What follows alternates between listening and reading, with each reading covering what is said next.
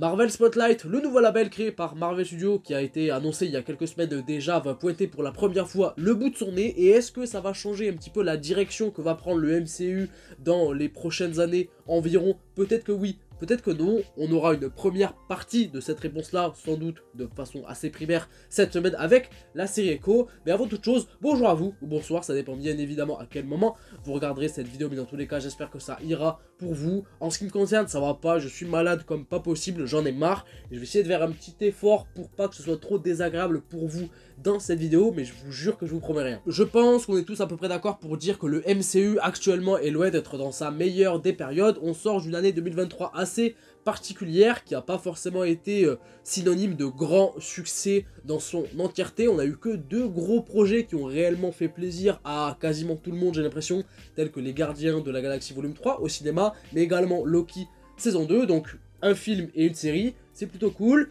Mais ce qui est du reste, avec Ant-Man 3 qui a déçu pas mal de monde alors qu'il était très attendu, Secret Invasion également qui nous promettait pas mal de choses mais qui finalement est tombé complètement à plat, et puis The Marvels qui était pas forcément très attendu, pas mal de gens avaient déjà abandonné le navire avant que ça sorte, et bien quand c'est sorti, ça n'a pas forcément surpris tout le monde. Du moins dans le bon sens du terme, puisque ça a été un énorme flop. Et au-delà même de tous les projets officiels qui sont sortis, on a aussi appris à travers des infos, des rumeurs et des bruits de couloir, certaines choses en interne qui n'ont pas forcément été que des bonnes nouvelles à travers des revirements, on va dire, de navires dans la manière de faire ou de concevoir cet univers à travers les futurs projets, des choses qui vont changer, mais également voilà, des problèmes liés à certains castings, on pense notamment au cas de Kang, mais aussi de réalisateurs, enfin bref, c'est pas la joie, clairement. On peut le dire sans trop sourciller que Marvel Studios n'a pas forcément, du moins pour l'instant, très bien réussi son post-endgame. On savait qu'il allait avoir une perte d'intérêt et d'engouement après les deux derniers films Avengers, qui représentaient un petit peu le climax de tout cet univers et la conclusion, on va dire, de tout ce qui a été créé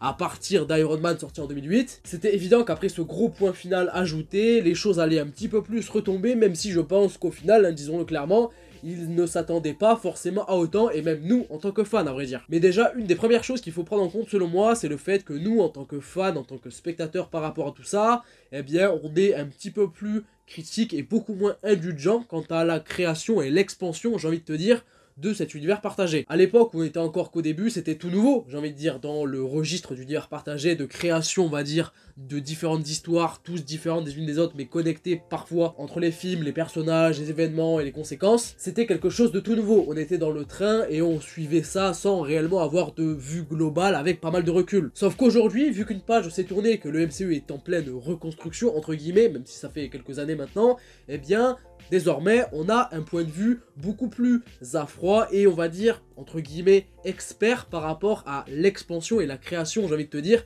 de cet univers partagé, ou du moins, les exigences et les attentes sont très clairement beaucoup plus élevées qu'avant. Même si cela n'excuse en rien toutes les erreurs qu'a pu faire justement Marvel Studios à travers le MCU depuis Endgame, et il y en a pas mal, et d'ailleurs, en ce qui me concerne, eh bien moi, pour le coup, si on prend chaque programme de façon individuelle, telle que les séries et les films, il y en a pas mal que j'ai apprécié, même énormément apprécié, et il y en a d'autres où j'ai été un petit peu plus mitigé, mais je fais pas du tout partie de ceux qui véritablement crachent du début jusqu'à la fin par rapport à ce qu'a fait Marvel Studios depuis Endgame à travers la phase 4, la phase 5 et les différents programmes qui sont sortis. Mais déjà, il faut le dire qu'ils se sont beaucoup trop, mais vraiment beaucoup trop éparpillés à droite à gauche avec différents programmes. Disney Plus a clairement fait pas mal de mal, je pense, au MCU, et ça pourrait même être un sujet qui pourrait être traité à travers une vidéo carrément dédiée. Mais sur l'idée de faire des séries et même des specials à droite à gauche sur des personnages ou des histoires qui n'ont pas forcément lieu d'être ou de sens et qui ont plus que tout fait perdre le fil à pas mal de gens, c'est un petit peu plus compliqué. Et à travers tous ces projets qui sortent sur le petit écran mais aussi au cinéma,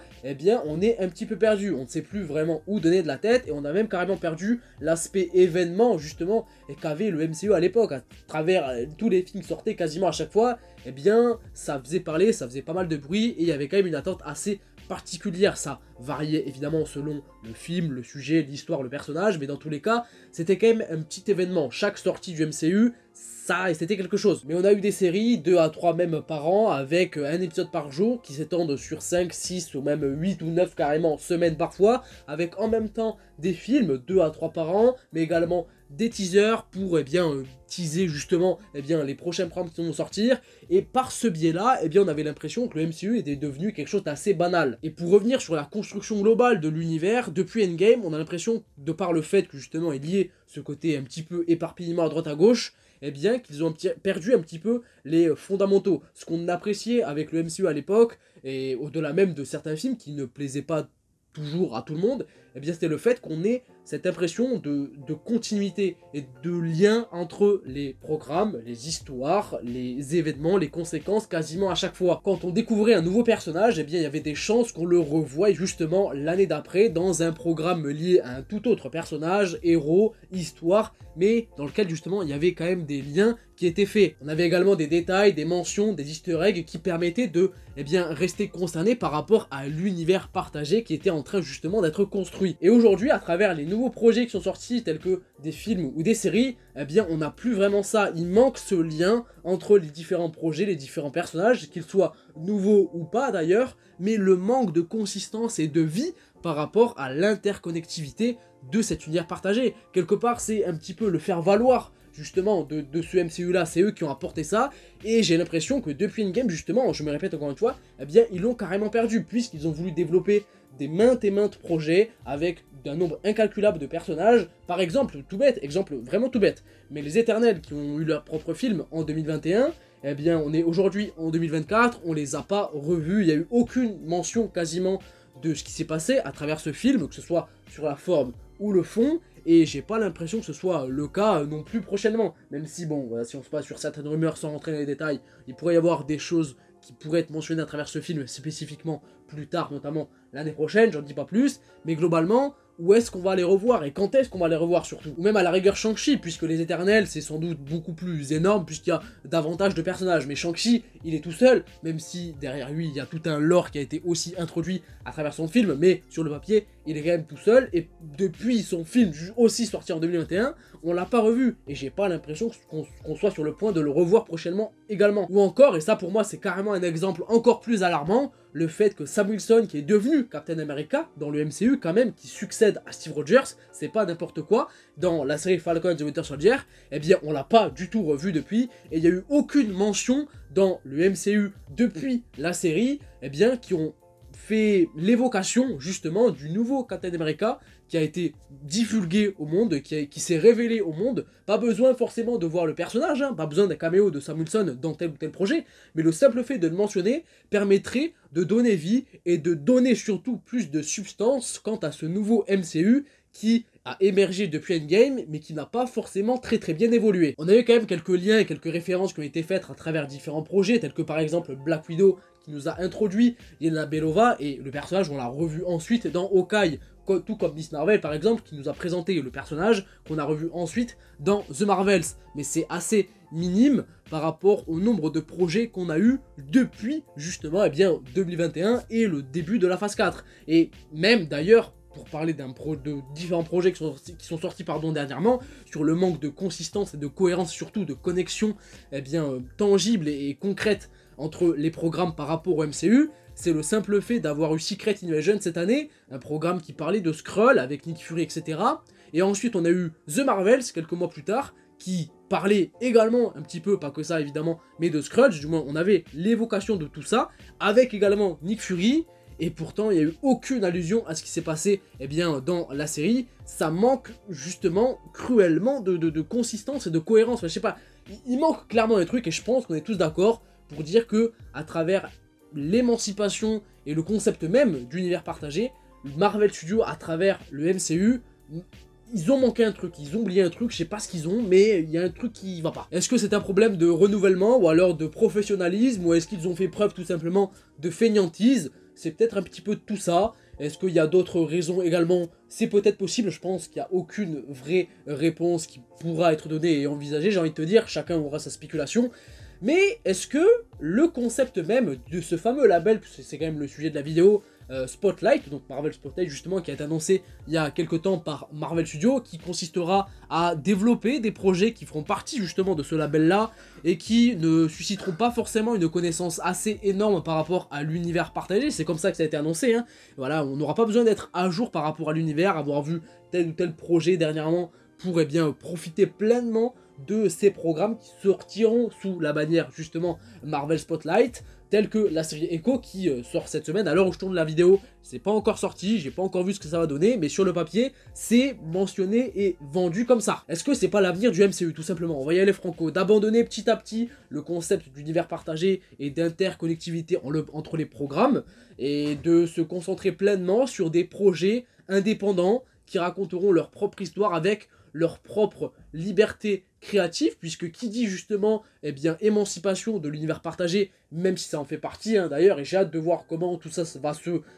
construire malgré tout, puisque certes c'est vendu comme quelque chose d'à part par rapport au MCU, mais ça en fait quand même partie, et tel que par exemple Echo, personnage qu'on a découvert dans Hawkeye,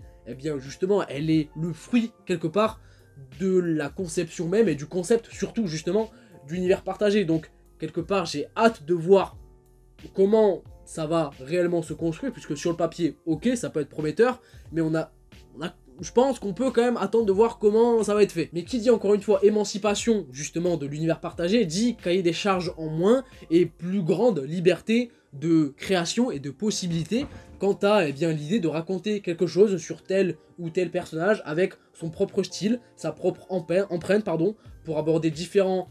thématiques à travers différents aspects, tels que par exemple le côté plus sérieux, sombre et même violent que pourraient avoir justement les différents programmes sous la bannière Marvel Spotlight. Ça peut être une possibilité, ne serait-ce que même sur le concept de ne pas être lié à l'univers partagé peut permettre de développer certains personnages un tout petit peu plus en profondeur et en détail, et ça franchement ça peut donner de très bonnes choses, parce que parfois dans le MCU et surtout dernièrement on a plus l'impression que certains programmes sur certains personnages sont faits pour juste développer certaines choses et teaser d'un point de vue global certaines notions par rapport à l'univers partagé, que de réellement raconter quelque chose de pertinent et intéressant avec certains personnages en détail. Donc encore une fois, ça peut être une très très bonne alternative. On peut par exemple penser à la série Daredevil Born Again. On sait d'ailleurs de manière officielle que la série, qui est en pleine préparation actuellement, qui sera centrée sur le personnage de Wonder Man, chapeauté en partie par le réalisateur de Shang-Chi, sera justement de ce label-là. Peut-être qu'on aura une explosion de tout ça plus tard également, et que Marvel Studios vont changer leur fusil d'épaule pour évoluer dans un registre différent par rapport à ce qu'ils avaient pensé ou envisagé il y a quelques années. Ça peut être possiblement une bonne chose, même si je pense que quand bien même, ils vont garder quand même cette idée d'univers partagé, puisque c'est un petit peu